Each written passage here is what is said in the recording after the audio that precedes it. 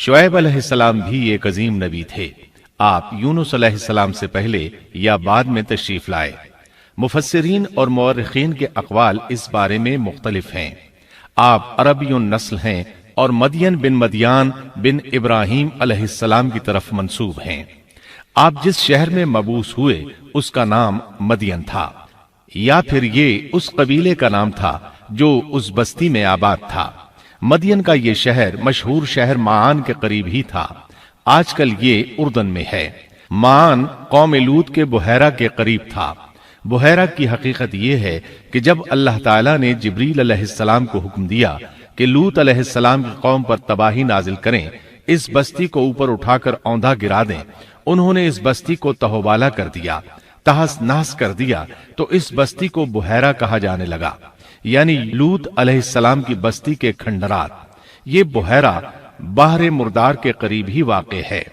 सैयदना शुएब अलैहिस्सलाम की कौम एक काफिर और ताजिर कौम थी। बुतों की पूजा करती थी और डाके डालती थी। ये लोग तिजारती रास्तों पर खड़े हो जाते, तिजारती काफिलों को इस तरह लूटते थे कि हर काफिले से जबरन 10वां हिस्सा वसूल कर लेते थे।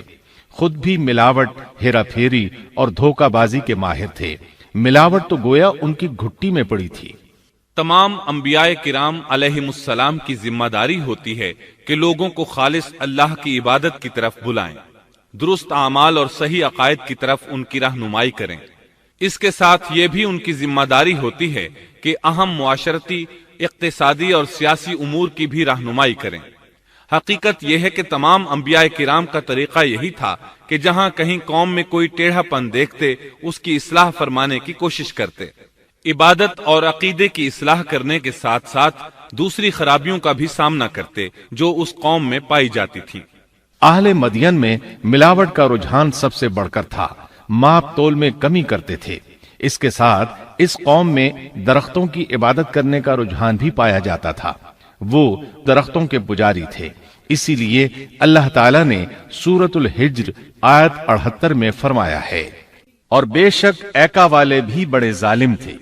इसी तरह सूरतुश शुआरा आयत 176 में बारी ताला फरमाते हैं, ऐका वालों ने भी रसूलों को झुटलाया। इस कौम ने तो सिर्फ शुएब अलैहिस्सलाम की तकजीब की थी, फिर अल्लाह ताला ने रसूलों की तकजीब क्यों फरमाया? इसका जवाब यह है कि एक रसूल और नबी की तकजीब तमाम अंबियाए किराम की तकजीब है, क्योंकि सब अंबियाए किराम की दावत एक है। सब के सब एक ही दावत देते रहे हैं, सबका एक ही ऐलान था, तुम अल्लाह की इबादत करो और उसी से डरो और मेरा कहना मानो। ये थी तमाम अंबियाए किराम की दावत। अल्लाह सूरतुल आराफ आयत 59 में फरमाते हैं, तुम अल्लाह की इबादत करो, उसके सिवा तुम्हारा कोई माबूद नहीं। मतलब ये कि तमाम अंबिया की दावत एक ही थी। अब जो आदमी सिर्फ एक नबी को झुटलाता है, उसकी तालीमात से कुफ्र करता है, तो गोया वो सबको झुटलाता है, सभी की तालीमात से इनकार करता है। यही वजह है कि अल्लाह ताला ने फरमाया, ऐका वालों ने रसूलों को झुटलाया, बावजूद इसके कि उन्होंने सिर्फ एक रसूल को झुटलाया था। शुएब अलैहिस्सलाम ने कौम को दावत देनी शुरू की। अल्लाह ताला सूरह आराफ आयत 85 में फरमाते हैं, और हमने मदियन की तरफ उनके भाई शुएब को भेजा। उन्होंने फरमाया, ऐ मेरी कौम, तुम अल्लाह की इबादत करो, उसके सिवा तुम्हारा कोई माबूद नहीं। तुम्हारे पास तुम्हारे परवरदिगार की तरफ से वाज़ेह दलील आ चुकी है। सब के सब अंबियाए किराम मोजज़ात के साथ तशरीफ लाए हैं। अगर मोजज़ात न होते तो लोगों को कैसे पहचान होती कि वो हक पर हैं? मोजज़ात न होते तो हम एक सच्चे नबी और नबुव्वत के झूठे मुद्दई के दरमियान फर्क कैसे कर सकते थे? नबी बरहक तो मोजज़ात लेकर आता है। दुनिया में कोई नबी ऐसा नहीं आया जो मोजज़ात लेकर न आया हो। मोजज़े की तारीफ में उलमा लिखते हैं, मोजज़ा उस खिलाफ आदत अम्र को कहते हैं जो इंसानों की ताकत से बाला हो और उसमें किसी आदमी का अमल दखल न हो, यानी जिसको पेश करने से इंसान आजिज हो। आजिज करने वाली वही चीज होती है जो जमीनी कवानीन और जवाबित के खिलाफ हो। मसलन मुर्दों का जिंदा करना, पहाड़ों को चीर कर ऊंटनी का निकल आना, लाठी का सांप बन जाना, चांद का 2 टुकड़े होना और दीगर मौजज़ात। مختصر یہ کہ جو نبی دنیا میں تشریف لائے کوئی نہ کوئی معجزہ ضرور ساتھ لائے تاکہ لوگ ان کی سچائی پر ایمان لے آئیں۔ اگر کوئی شخص نبوت کا دعویٰ کرے اور ہاتھ کی صفائی سے کوئی شعبدہ دکھائے تو وہ معجزہ نہیں ہے۔ معجزہ ہونے کے لیے چند شرائط ہیں۔ نمبر 1، وہ کام خلاف عادت ہو، قوانین فطرت کو توڑنے والا ہو۔ نمبر 2، اس کام کو اللہ کسی نبی یا رسول کے ہاتھوں پر ظاہر کرے۔ نمبر 3، عورتوں سے ظاہر نہ ہو، اس لیے کہ انبیاء سب کے سب مرد تھے۔ اللہ تعالیٰ سورہ یوسف آیت 109 میں فرماتے ہیں، آپ سے پہلے ہم نے جتنے رسول بھیجے سب مرد ہی تھے۔ نمبر 4، اس معجزے سے وہ دوسروں کو چیلنج بھی کرے کہ مخالفین میں سے کوئی ایسا کر کے دکھائے، چاہے سب مل کر دکھائیں، مطلب یہ کہ وہ معجزہ سب کے لیے چیلنج ہو۔ شعیب علیہ السلام نے بھی اپنے معجزے کے ذریعے اپنی قوم کو چیلنج کیا۔ اللہ تعالیٰ ان کی زبان سے سورہ آراف آیت 85 میں فرماتے ہیں، تمہارے پاس تمہارے رب کی طرف سے واضح دلیل آ چکی ہے۔ شعیب علیہ السلام ایسے واضح اور روشن امور ان کے سامنے پیش کرتے ہیں کہ جن پر عمل پیرا ہو کر وہ دنیا و آخرت میں فلاح پا سکتے تھے۔ سورۃ الاعراف آیت 85 میں ہے، بس تم ناپ تول پورا کیا کرو اور لوگوں کو ان کی چیزیں کم کر کے مت دو، اور روئے زمین میں اس کے بعد کہ اس کی درستی کر دی گئی فساد مت پھیلاؤ، یہ تمہارے لیے فائدہ مند ہے اگر تم تصدیق کرو۔ اللہ تعالیٰ سورۃ الاعراف آیت 86 میں فرماتے ہیں، اور تم سڑکوں پر اس غرض سے مت بیٹھا کرو کہ اللہ پر ایمان لانے والوں کو دھمکیاں دو۔ مطلب یہ کہ تمام تجارتی راستوں میں کٹوتیاں کرنے کے لیے نہ بیٹھا کرو۔ اگر وہ تمہیں رقوم ادا نہیں کرتے تو تم انہیں دھمکیاں دیتے ہو، جیسا کہ سورۃ الاعراف آیت 86 میں ہے۔ اور تم سڑکوں پر اس غرض سے نہ بیٹھو کہ اللہ پر ایمان لانے والوں کو دھمکیاں دو اور اللہ کی راہ سے روکو اور اس میں کجی تلاش کرنے میں لگے رہو۔ اللہ تعالیٰ سورۃ الاعراف آیت 86 میں فرماتے ہیں، اور اس حالت کو یاد کرو جبکہ تم کم تھے، پھر اللہ نے تمہیں زیادہ کر دیا۔ ان کی تعداد بالکل تھوڑی سی تھی، اللہ نے بڑی تیزی سے ان کی تعداد میں اضافہ کر دیا، لیکن جب انہوں نے شعیب علیہ السلام کی بات کو نہ مانا تو ان کا انجام کیا ہوا؟ اللہ تعالیٰ سورۃ الاعراف آیت 86 میں فرماتے ہیں، اور دیکھو کیسا انجام ہوا فساد کرنے والوں کا۔ لوط علیہ السلام کی قوم چونکہ ان کے قریب ہی تھی، اس لیے ان کے انجام سے ڈرایا جا رہا ہے۔ قوم لوط کا واقعہ ان کے ہاں مشہور تھا۔ شعیب علیہ السلام کی دعوت کا تذکرہ سورہ ہود آیت 88 میں ہے کہ شعیب علیہ السلام نے اپنی قوم کو مخاطب کر کے فرمایا، میرا ارادہ تو اپنی طاقت بھر اصلاح کرنے ہی کا ہے۔ دائی حضرات پر صرف اپنی بساط کے مطابق پیغام پہنچا دینا ہوتا ہے۔ لوگوں کو ایمان لانے پر مجبور کرنا انبیاء اور دائی حضرات کے مشن میں شامل نہیں ہے۔ اللہ تعالیٰ سورۃ الغاشیہ آیت 22 میں فرماتے ہیں، آپ ان پر محاسب نہیں ہیں۔ مطلب یہ کہ آپ انہیں ایمان لانے اور راہ راست پر چلانے کے لیے مجبور نہیں کر سکتے۔ آپ کے ذمے یہی امر ہے کہ آپ ان کی اصلاح کرنے کی کوشش کریں۔ سورہ ہود آیت 88 میں ہے، میرا ارادہ تو اپنی طاقت بھر اصلاح کرنے کا ہی ہے، میری توفیق اللہ ہی کی مدد سے ہے، اسی پر میرا بھروسہ ہے اور اسی کی طرف میں رجوع کرتا ہوں۔ جب شعیب علیہ السلام نے انہیں ان باتوں کی طرف دعوت دی تو انہوں نے کفر کیا، آپ کو جھٹلایا، بلکہ یوں کہنے لگے، انہوں نے جواب دیا کہ اے شعیب، کیا تیری نماز تجھے یہی حکم دیتی ہے کہ ہم اپنے باپ دادوں کے معبودوں کو چھوڑ دیں اور ہم اپنے مالوں میں جو کچھ چاہیں اس کا کرنا بھی چھوڑ دیں؟ آج بھی بعض لوگوں کا یہی حال ہے۔ وہ سمجھتے ہیں دین کا مطلب ہے مسجدوں کی حد تک عبادت کر لو، سیاسی اور معاشرتی زندگی میں دین کی کوئی ضرورت نہیں سمجھتے۔ ان معاملات کو دین سے الگ چیز تصور کرتے ہیں، کہتے ہیں بس جی یہ تو دنیا کے مشاغل ہیں۔ یہی حال تھا شعیب علیہ السلام کی قوم کا۔ سورہ ہود آیت 87 کے آخر میں ہے، تو بڑا ہی باوقار اور نیک چلن آدمی ہے۔ مطلب یہ کہ انہوں نے مذاق کے انداز میں ان سے کہا، تو بڑا عقل مند ہے، کیوں ناراض ہوتا ہے؟ سیدنا ابن عباس رضی اللہ عنہما سے روایت ہے کہ وہ یہ بات ان سے مذاق کے انداز میں کہتے تھے۔ ان کی تعریف نہیں کرتے تھے۔ پھر شعیب علیہ السلام نے ان الفاظ میں سمجھایا، اور اے میری قوم، میرے خلاف ضد تمہارے لیے اس بات کا باعث نہ ہو جائے کہ تمہیں بھی ویسا ہی معاملہ پیش آ جائے جیسا قوم نوح یا قوم ہود یا قوم صالح کو پیش آ چکا ہے، اور قوم لوط تو تم سے کچھ دور نہیں۔ مطلب یہ تھا کہ قوم لوط تو تمہارے بالکل نزدیک تھی، ان پر آنے والے عذاب سے تو تم خود اچھی طرح خبردار ہو، جانتے ہو ان کے ساتھ کیا سلوک ہو چکا ہے۔ پھر آپ نے فرمایا، تم اپنے رب سے استغفار کرو اور اس کی طرف توجہ کرو، یقین مانو کہ میرا رب بڑی مہربانی والا اور بہت محبت کرنے والا ہے۔ جب وہ اپنی ضد پر اڑے رہے تو شعیب علیہ السلام نے یوں فرمایا، تو ذرا ٹھہر جاؤ یہاں تک کہ ہمارے درمیان اللہ فیصلہ کیے دیتا ہے، اور وہ سب فیصلہ کرنے والوں سے بہتر ہے۔ پہلے تو عام واعظ و نصیحت فرمائی، جب قوم نہ سمجھی تو انہیں سابقہ ہلاک شدہ قوموں کی مثالیں دی، ڈرایا کہ کہیں تمہیں بھی ایسے ہی عذابوں سے دوچار نہ ہونا پڑے، لیکن انہوں نے کسی بات کا اثر نہ لیا، الٹا یوں کہنے لگے، تو ان میں سے ہے جن پر جادو کر دیا جاتا ہے، اور تو ہم ہی جیسا ایک انسان ہے، اور ہم تو تجھے جھوٹ بولنے والوں میں سے ہی خیال کرتے ہیں۔ اگر تو سچے لوگوں میں سے ہے تو ہم پر آسمان کا کوئی ٹکڑا گرا دے۔ مطلب یہ کہ آخرکار یہ لوگ پہلے لوگوں یعنی عاد اور سمود کے نقش قدم پر چلنے لگے، ان کے انبیاء انہیں حق کی طرف بلاتے رہے، وہ انکار کرتے رہے، آخر ان پر اللہ کے عذاب اترے۔ ایسے ہی یہ لوگ بھی شعیب علیہ السلام کو دھمکیاں دینے لگے، ان کے مقابلے پر اتر آئے۔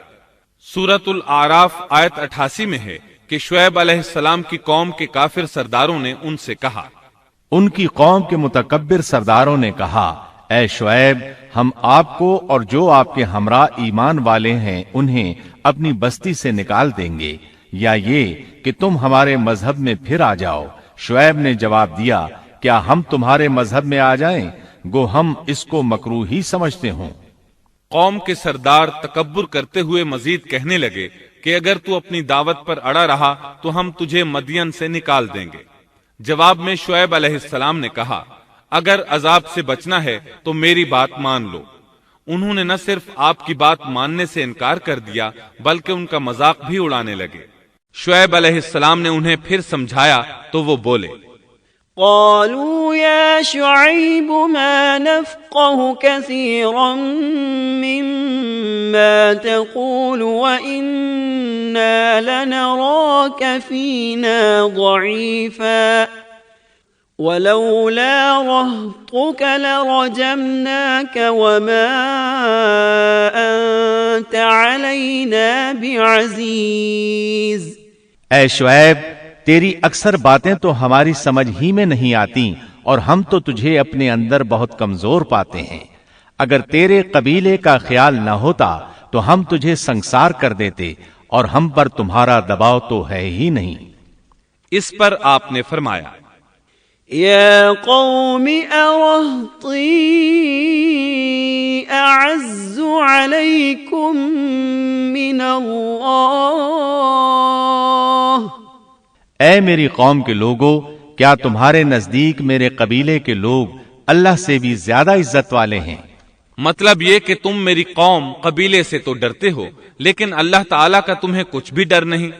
اس موقع پر انہوں نے اپنی قوم کو یوں خبردار کیا، وَيَا قَوْمِ اعْمَلُوا عَلَى مَكَانَتِكُمْ إِنِّي عَامِلٌ سَوْفَ تَعْلَمُونَ مَن يَأْتِيهِ عَذَابٌ يُخْزِيهِ وَمَنْ هُوَ كَاذِبٌ وَارْتَقِبُوا إِنِّي مَعَكُمْ رَقِيبٌ۔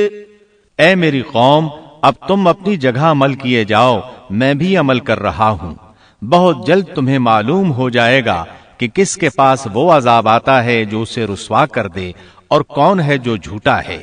تم بھی انتظار کرو، میں بھی تمہارے ساتھ انتظار کرتا ہوں۔